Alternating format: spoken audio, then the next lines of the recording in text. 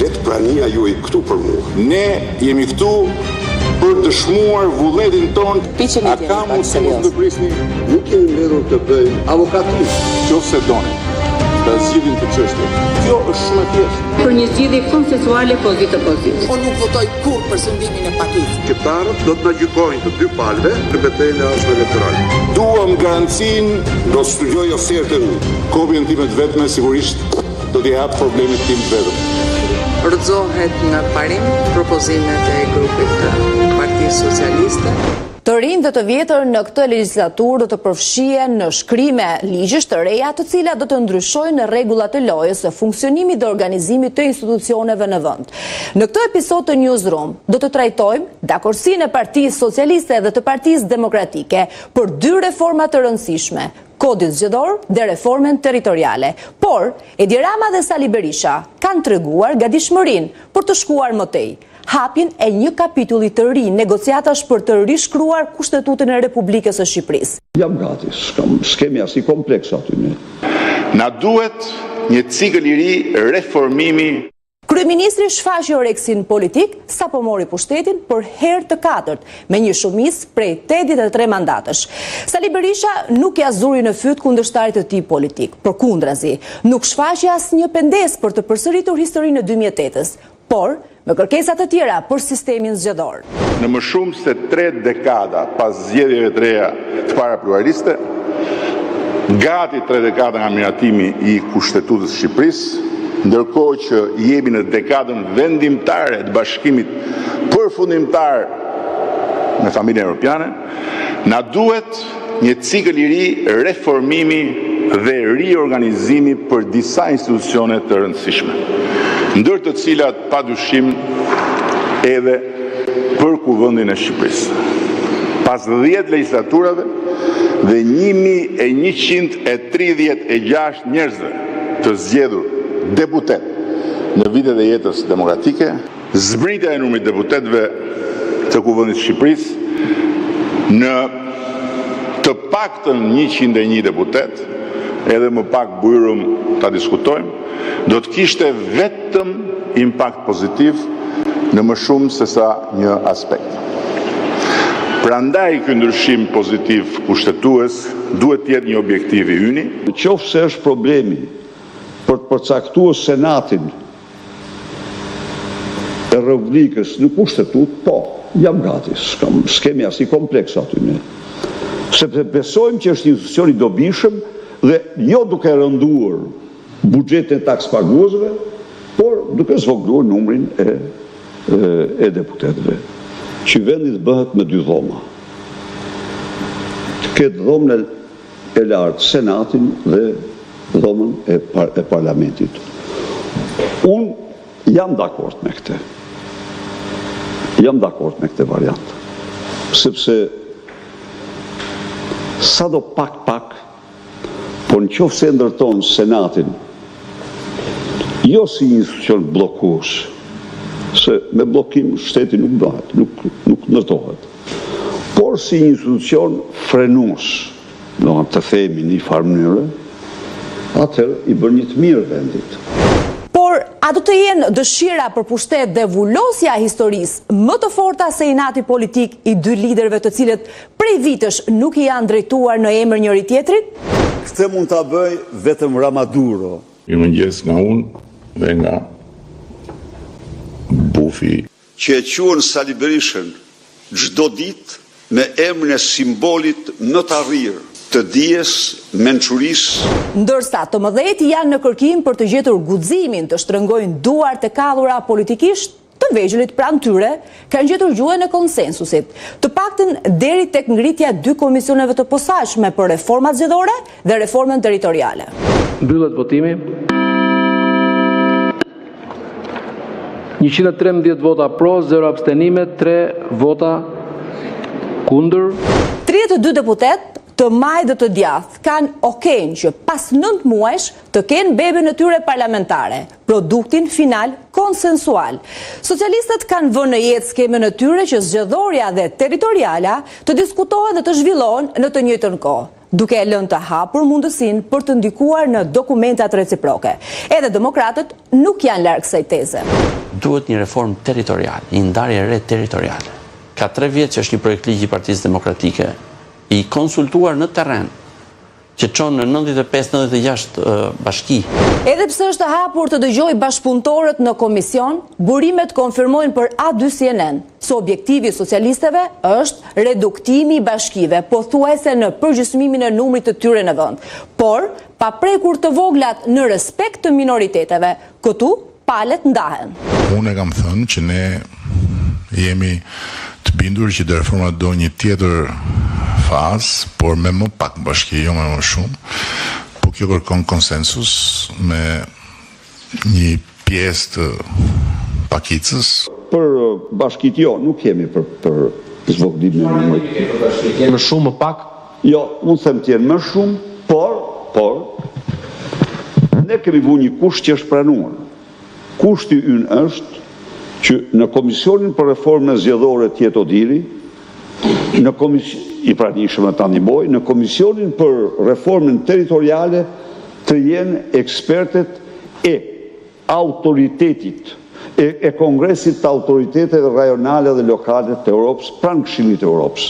Kanë ekspertizën më të shkëlqyer, më të mirë në ndërtimin e pushtetit vendor. Violinat e para të reformës zgjedhore do të nisin arnimin për të 7ën herë të kodit elektoral të miratuar në 2008 pas ndryshimeve kushtetuese.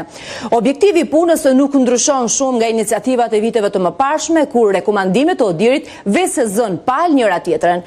Pas çdo palë zgjedhjeve, politika mendon të shfryhet tek libri që rekomandon rregullat e lojës zgjedhore. Kështu bëri edhe pas garës së 11 majit, e cila sipas vëzhguesve ndërkombëtare u luajt në një fushë të pabarabartë.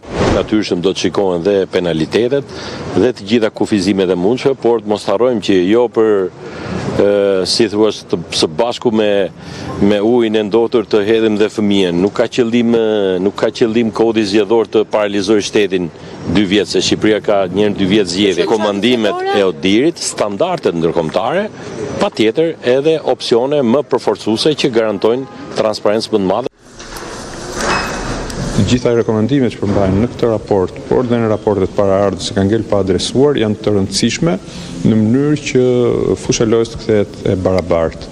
Për ne prioritar është që nëse duhet dhe nëse do të ulemi së bashku me palën tjetër në tryezën e reformës zgjedhore, ta bëjmë këtë për të qenë të vërtetë, për të vënë gishtin mbi plagët e vërteta të procesit zgjedhor, të gjejmë mekanizma për të parandaluar fuqinë e cilës do maxhorancë që të shpërdorojë asetet e shtetit në funksion të marrjes së rezultatit elektoral, pra thënë troç nxjerrjen e shtetit nga gara zgjedhore. Sfida e demokratëve është e fortë. Nga njëra anë duhet të respektojnë institucionet ndërkombëtare në të cilat kanë varur shpresat, por nga ana tjetër ndihen të zënë në kurth, kur ato rekomandojnë depolitizimin e administratës zgjedhore. Po, si mund të garantohet një depolitizim i tillë në fushatat zgjedhore që vetë Odir thotë se nuk dallohej ku ishte partia dhe ku ishte shteti. Socialistët nuk heqin dorë nga sistemi që ata kanë ngritur me patronazhistët, gjithashtu të kritikuar nga Odir. Demokratët bien dakord me propozimin e hedhur nga drejtuesi SPAK për të bërë patronazhimin vepër penale. Në një kohë që administrata shtetërore për fat keq ishte politizuar deri në punësin më të fundit të administratës, ku në rreth 200.000 të punësuar në shtet, vetëm maksimalisht 2.000 prej tyre kanë qenë në pozicionet e tyre edhe përpara rotacionit demokratik që ndodhi në vitin 2013, jo vetëm është utopike të flasësh për një administratë të depolitizuar, por dhe për nxjerrjen e operatorëve politik nga gara zgjedhore, nga administrimi zgjedhor. Nuk është se do gjejmë disa njerëz që s'kan lidhje me realitetin politik në Shqipëri, por do duhet që këta njerëz, të cilët në nivelin e 2 dhe të 3 do të administrojnë procesin zgjedhor, nuk do duhet të vinë si propozime të partive politike apo të kalojnë nga zyrat e partive politike. Që gjithsesi nuk jam duke thënë që partitë politike do duhet të përjashtohen tërësisht nga administrimi i procesit zgjedhor, por nuk duhet të kenë atë rol dhe të vetme në këtë proces. një pjesë e asaj armate e cila merret me administrimin e zgjedhjeve në nivelin e 2 dhe të 3 do duhet të vijë si kontribut i vendimarrjes apo i përzgjedhjes së Komisionit Qendror të Zgjedhjeve. Kjo sigurisht që jo, nuk ka lidhje fare kodi zgjedhor me keqpërdorimin që bëhet administratës publike, ka të bëjë me një praktik shumë vjeçare tashmë të përdorur si nga Partia Demokratike edhe nga Partia Socialiste, e cila sot e kësaj dite pavarësisht se raporti OSBE-s del me këtë konstatim, ne prap vëmë re që drejtoreshat e Ministrisë së Arsimit janë në fushat për Rogerta Marceliun, për shembull. Tani patronazhimi, ne nuk kemi një kod penal, një vepër penale të thuhet patronazhimi.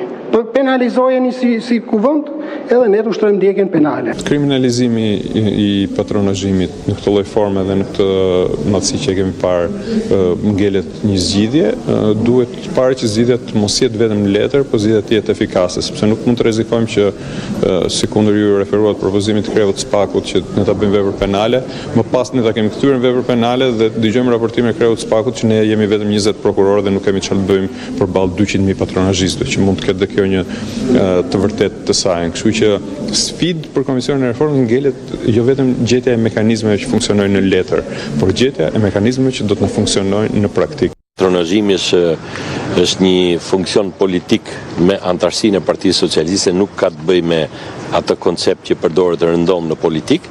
Megjithatë, këto janë gjëra që do t'i diskutojmë me kohën dhe unë jam i hapur të dëgjoj çdo vërejtje dhe e kam lexuar me shumë vëmendje raportin. Kreu institucioni që administron zgjedhjet është i pakënaqur me formulën që funksionon sot Komisioni Qendror i Zgjedhjeve.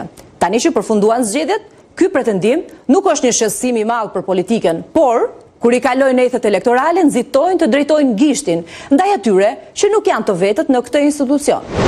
Nëse do duhet të rikonsiderohet formula e përbërjes Komisionit Qendror të Zgjedhjeve, për gjykimin dhe vlerësimin tim, varianti më i mirë është ai i qenies së një organi monokratik, por ndërkohë edhe me elemente të cilët sigurojnë edhe besimin e opozitës në ndërtimin e këtij institucioni. Pikë së pari, ai që do ta përfaqësojë këtë institucion do duhet të zgjidhet me konsensus edhe të opozitës, dhe nëse nuk do të jetë ky opsion, mund të jetë opsioni një organi kolegjal, sikurse e kemi patur në të shkuar.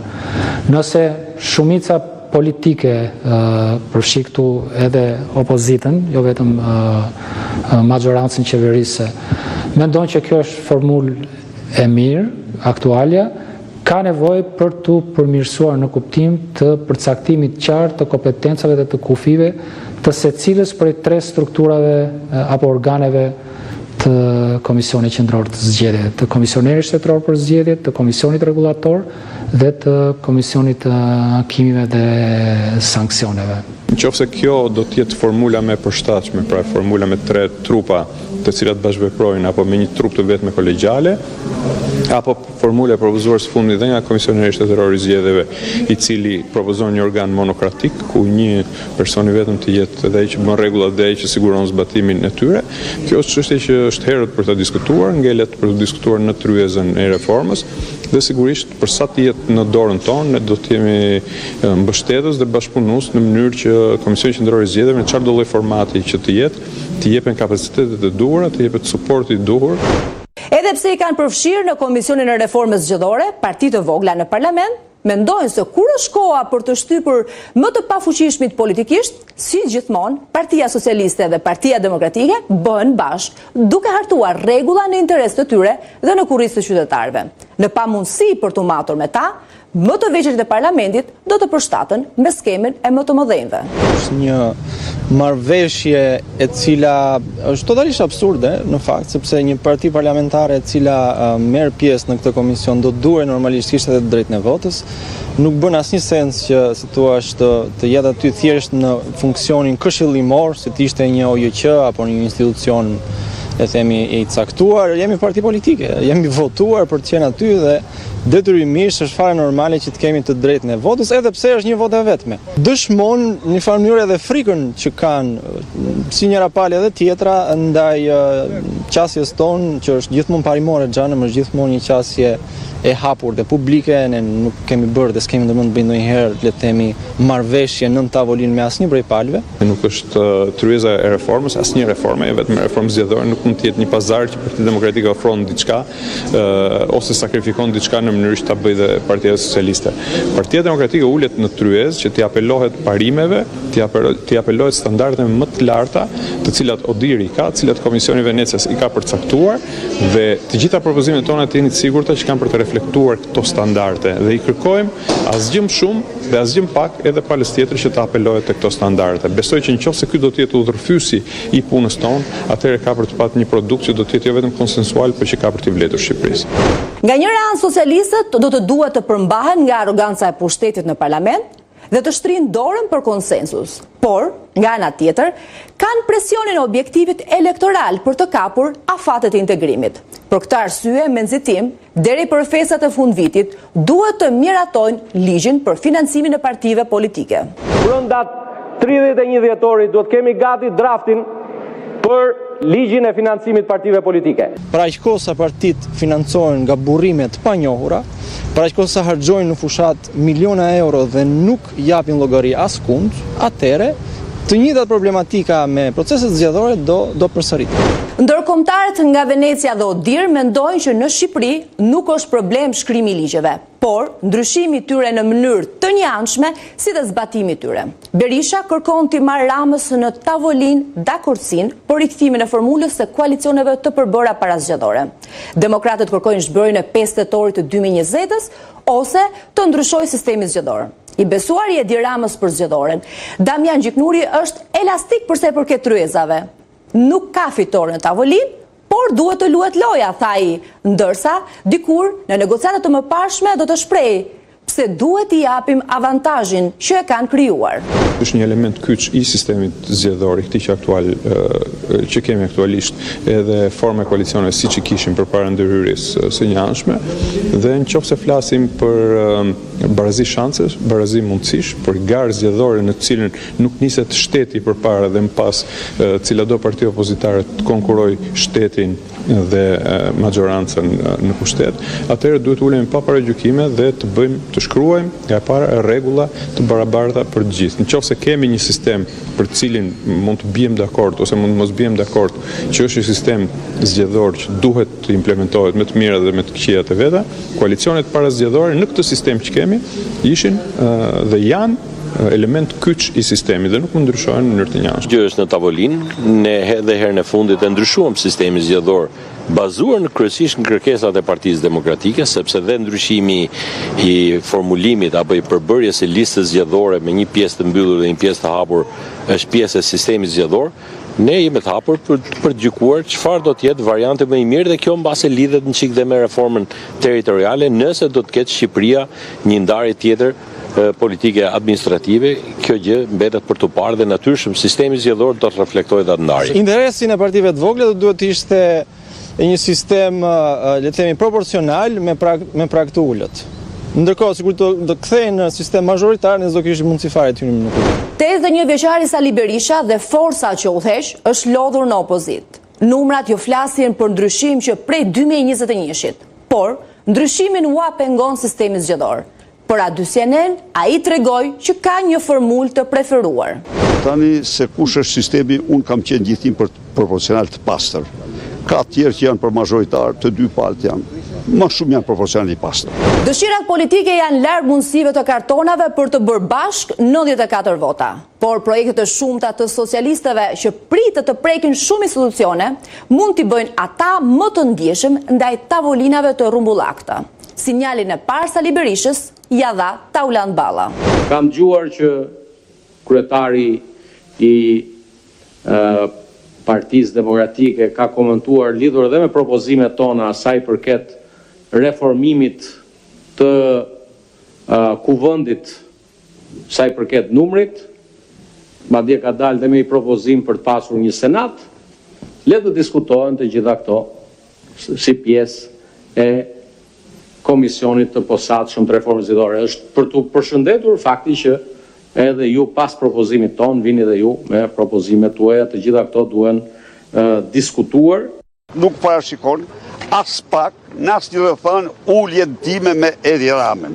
Përfaqësuesit e dy partive në komisionin për zgjedhjet elektorale të parlamentit të diskutojnë edhe këto çështje e Senatit. Pas shumë vitesh përplasje, duket se Rama dhe Berisha mund të gjejnë më në fund karriget për të ulur në të njëjtën tryezë. Duhet një marrëveshje bazë se ky vend demokratik ka të gjitha ligjet për zbatimin e saj, që ne nuk jemi një dekor i një demokracie që nuk funksionon. Unë mendoj që këtë takim ta mbyllim. Ndryshimet kushtetuese, sistemi zgjedhor dhe reforma territoriale janë kartat e përhershme të lojës së pushtetit në politikën shqiptare. Historia ka treguar se ulja në tryezë vjen shumë kohë pasi nën të bisedimet kanë ndodhur dhe palët kanë vendosur asat të tyre nën mëngë. Pazare apo marrëveshje, me drita që përfokusohen edhe këtë herë tek dy aktorë kryesor, tek të njëjtët firmëtar të 2008-s, por me ndryshimin e karrigës së pushtetit. Edi Rama si kryeministër dhe Sali Berisha kryetar opozite.